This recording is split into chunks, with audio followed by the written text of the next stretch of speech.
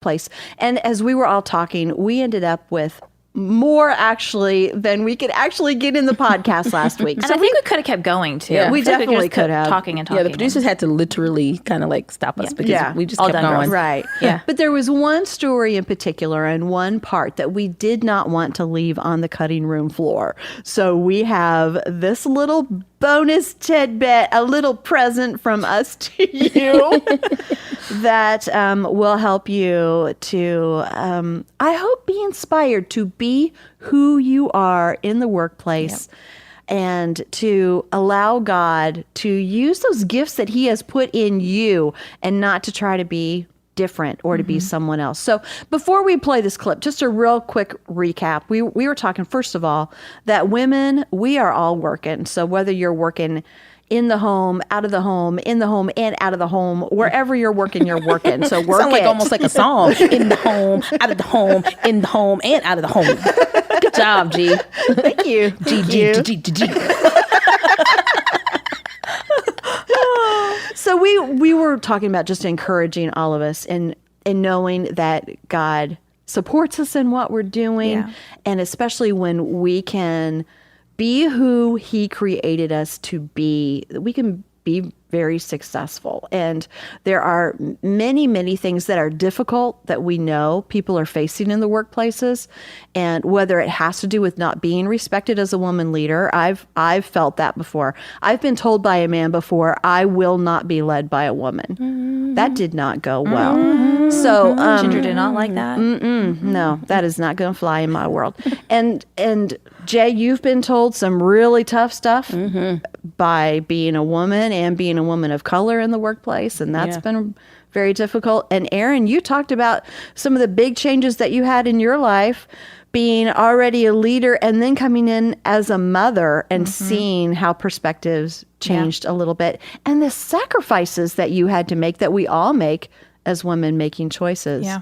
So it's kind of a recap. What other highlights you guys can think of, or things that you think are just important that you want to make sure that we throw in there right now? Yeah, like seriously, it's not an easy task. I don't want to say task, but challenge. It's a challenge to balance, being a woman and being in the workforce. And, especially when you've had those negative experiences. Yeah. One thing that I've noticed even since we've been talking about it is that I've allowed some of the times that the past testimonies or experiences that I've had to cause me to approach my new, situations almost like defensively. And so I've been doing a lot of self-reflecting, not to alter this is the big thing that God has been revealing to me. My resolve is the same. My message is the same. My message is consistent. Like, I want my message to always be consistent, my work ethic and my goals to always be consistent, but allow my approach to be flexible. And without I like that, without not being, not being less of a woman or anything. There are things that I know that because I've had some negative things happen to me in the workplace, I sometimes greet my experience the same way I'm greeted with some negativity. Like people have, like, as a Black woman, some people automatically put a ceiling over my head over what they think I can do. And that, a woman and someone of color, and so I get a lot of this, you're really well spoken.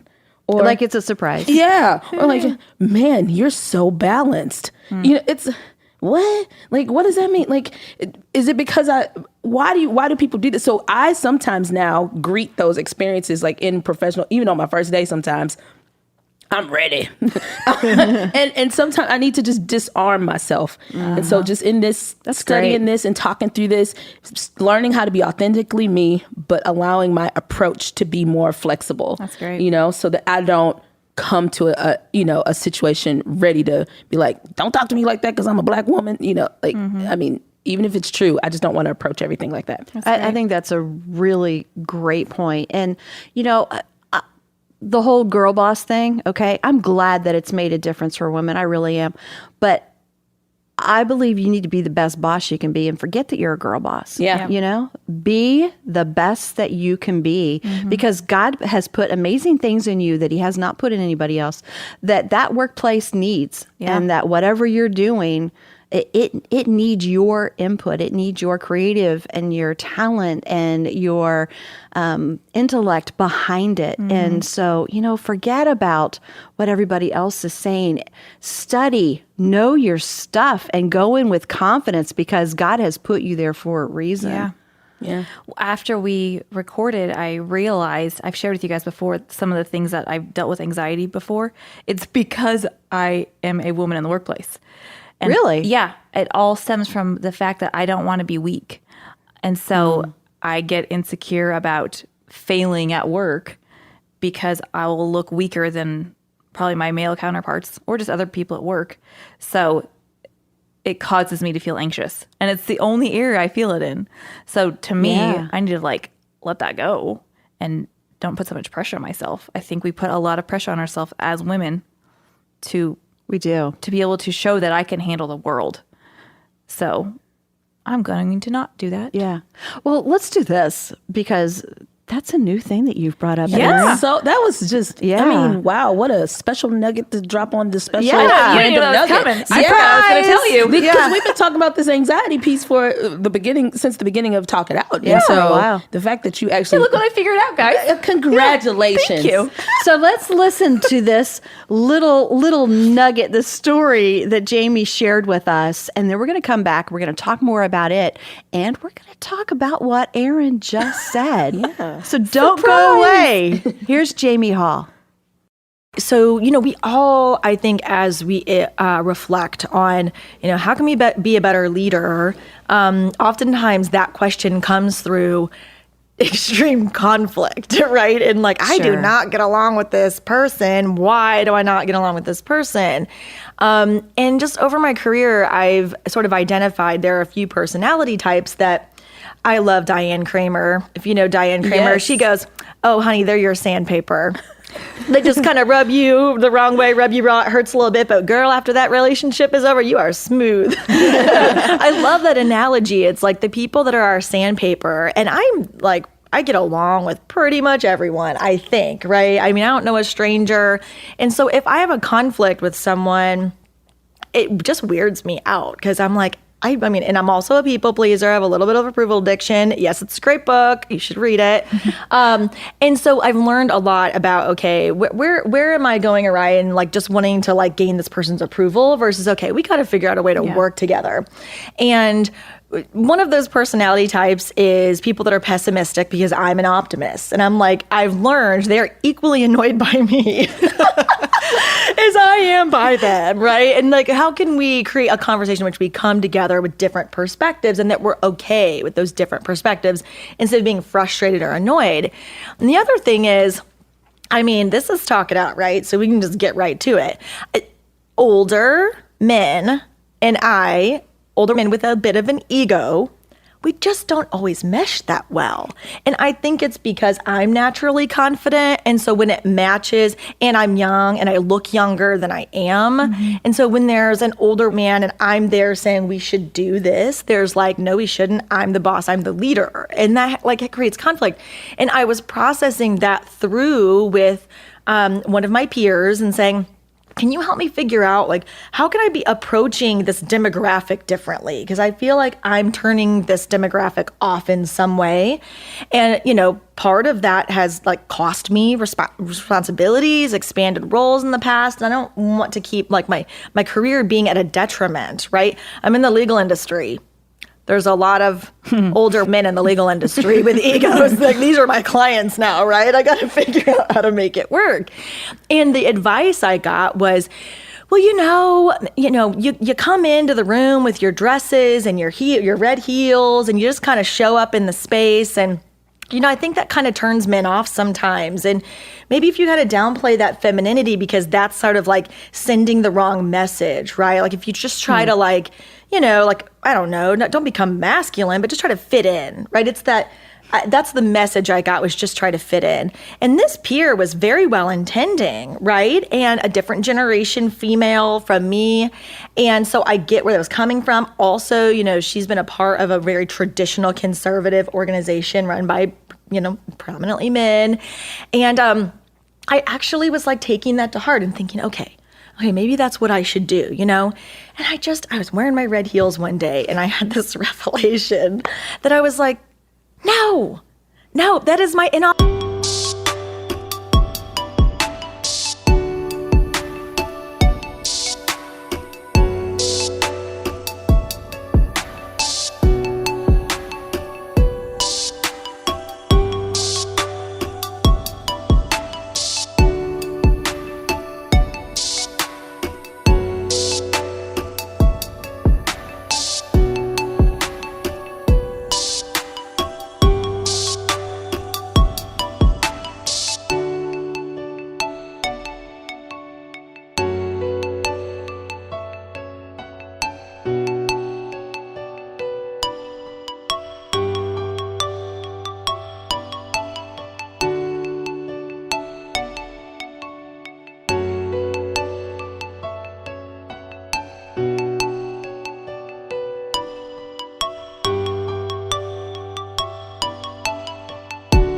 authentic self, you know, and it's not about my ability to be successful as a leader should not be dependent upon my footwear. Quite opposite, actually. I mean, but when you say it out loud, doesn't it sound ridiculous? But, you know, I'm like, yeah, okay, maybe I should, you know, consider that. I'm like, no, a man's future in leadership is not dependent upon his footwear. If it was, they would have been fired years ago. Sorry, most of them, a lot of them. I don't want to cast, you know, gender. Men, sorry, you have some good footwear sometimes. But, you know, it's like my abilities to lead are not dependent upon my femininity. I need to embrace who I am and use that. Yeah. There's so much, though, that God created in us as women for a purpose, and to use that femininity, use the way that we were wired to do his work and to do it more effectively. And I just felt so clearly God saying to me, I made you to stand out, not to fit in. Mm-hmm. And he says that about each of us. Mm-hmm. He says that about each of us because he made us each unique. Mm-hmm. So he created us to stand out, not to fit in. So, you know, I'm still rocking those red heels.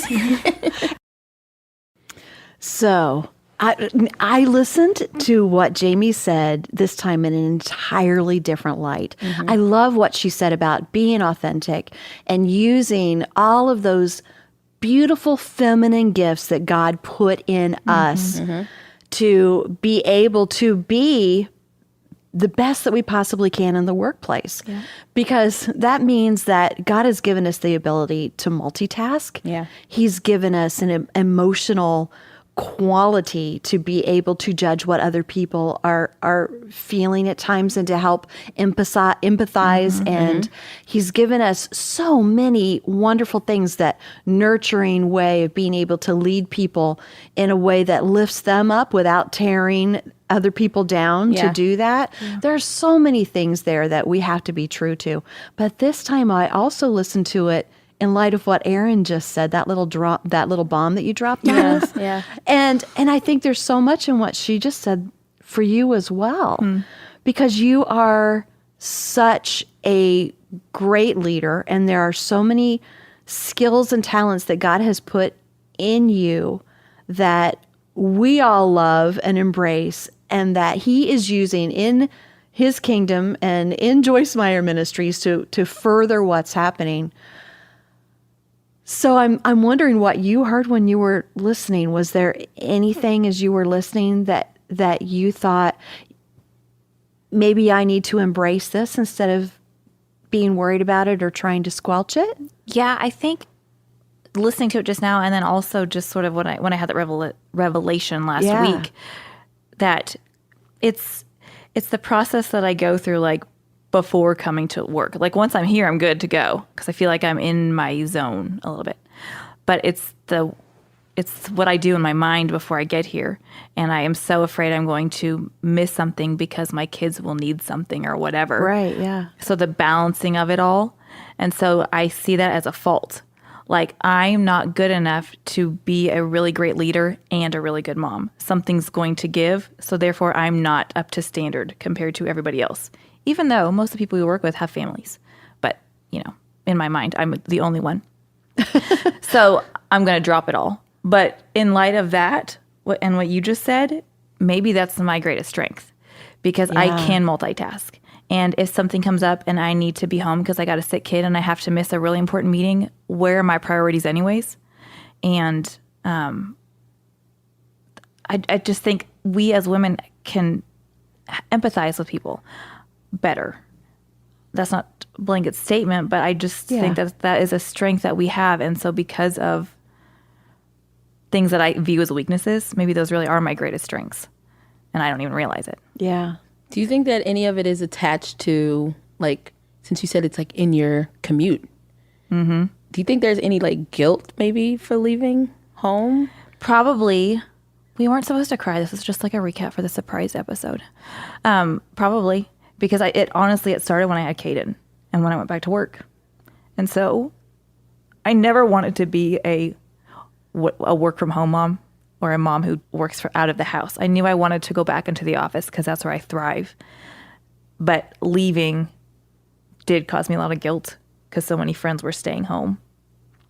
And then, so there's the guilt of that. But I also don't want to, I would feel guilty if I missed something at work because I have a kid who needs something.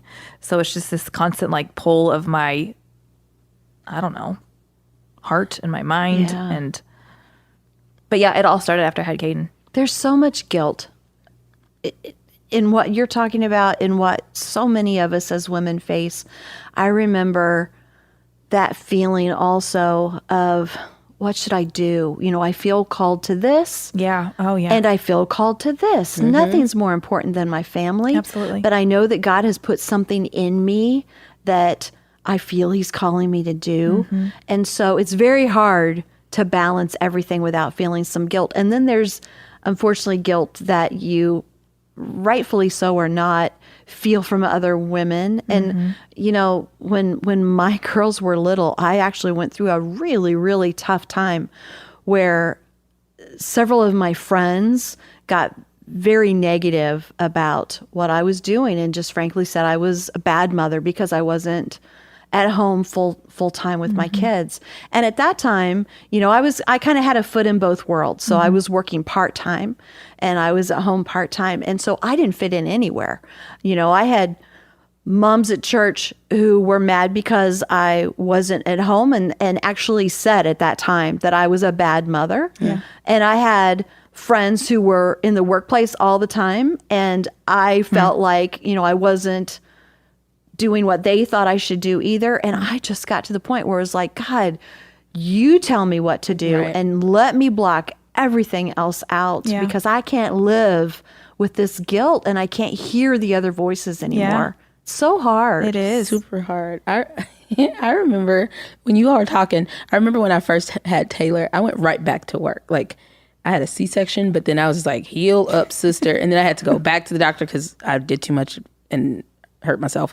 And so I had to go back to the doctor. But as soon as I healed up, I went because I got this job at a marketing agency that I was really, really excited about. And I remember going to that agency and I still wanted to pump because one of the things that everybody made me feel like really guilty about was like if I was going to breastfeed or if I wasn't, like, and how are you going to do that if you're working? And I remember being in the little bathroom at this marketing agency, like pumping, you know, Aaron used to call it going to church. Yeah, I got to go to church. I'll be back in 30 minutes. So I would have to go I'd be in the stool, like, that sound effect. Oh That's how I felt, like a cow. Like a cow. With my little suit on and like in the bathroom, like just pumping. And I remember sitting in meetings and being engorged and then like it's leaking through my suits.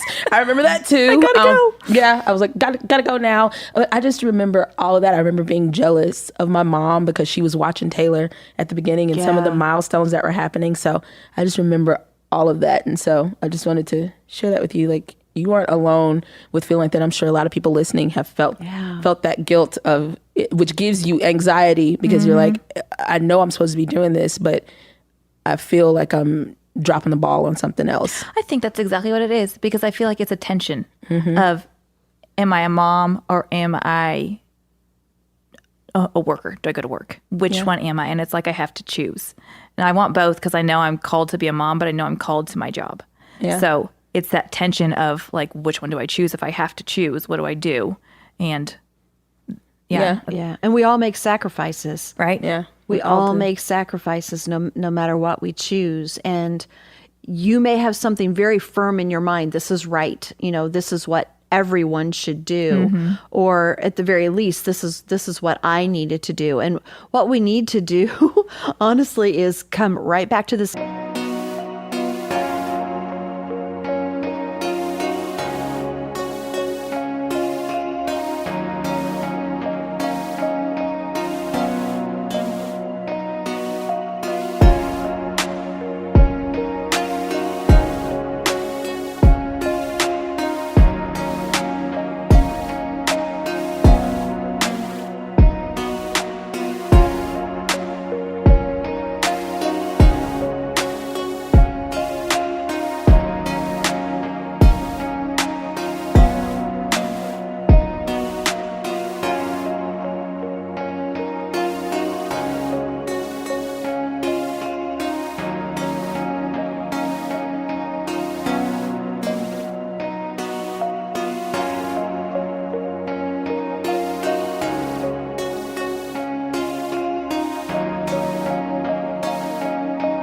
Center of asking God what he wants for me at this time, because it may change as well.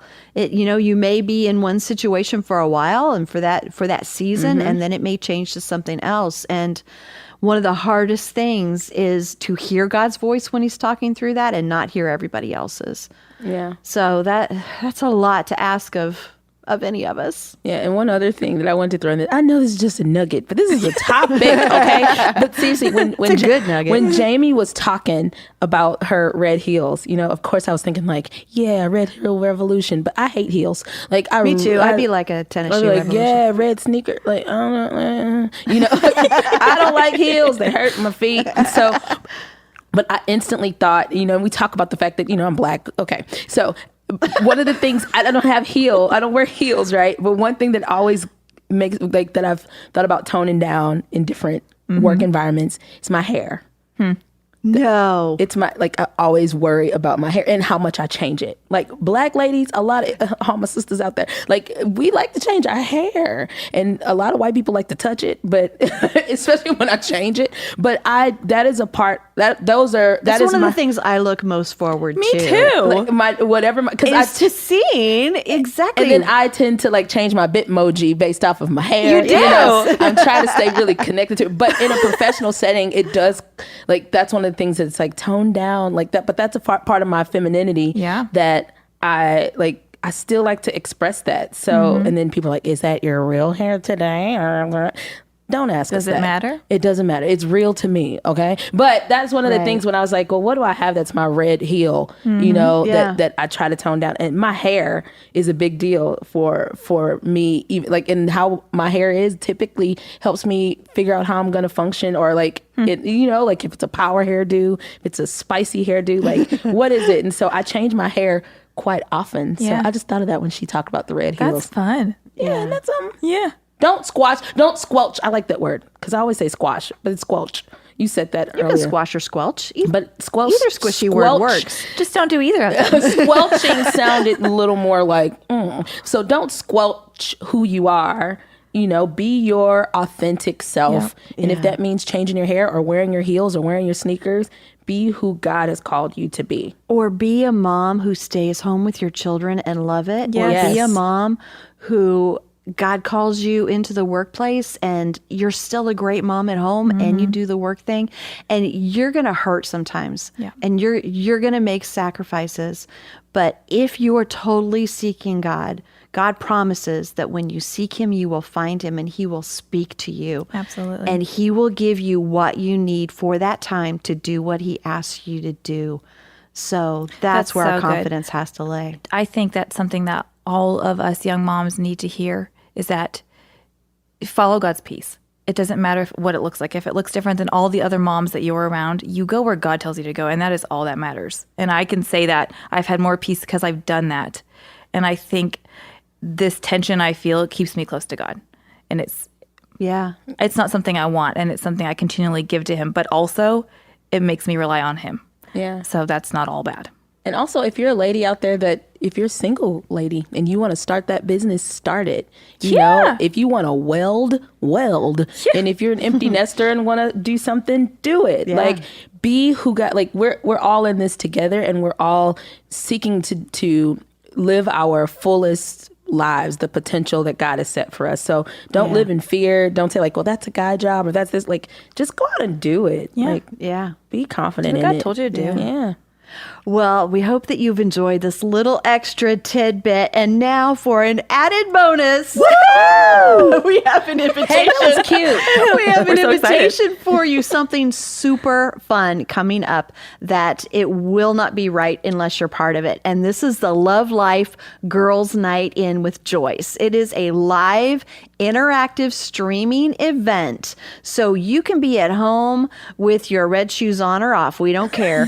And you can have your hair however you want it. Yes. And you're going to take place in this really great time where Joyce is going to be teaching on kicking fear out of your life. It's going to have Carrie Job and Cody Carnes with some really sweet, intimate worship moments that are going to be so important. And we're going to do a live Talk It Out video podcast, and you can be part of it by sending us your questions and your comments as we go. So it's going to be so much fun. The date is September 11th at 7 p.m. and you can register to be part of it. It's really inexpensive, and all proceeds go to Project Girl. So you can register online, and where you want to go to register is joycemeyer.org/nightin. joycemeyer.org/nightin. And we really, really hope you'll join us. We're all going to be there. We need you there with us. Yeah, register now. Register right now. I'm buying new slippers. Yeah. And the suggested donation is only $10. So it's just a fun night with us.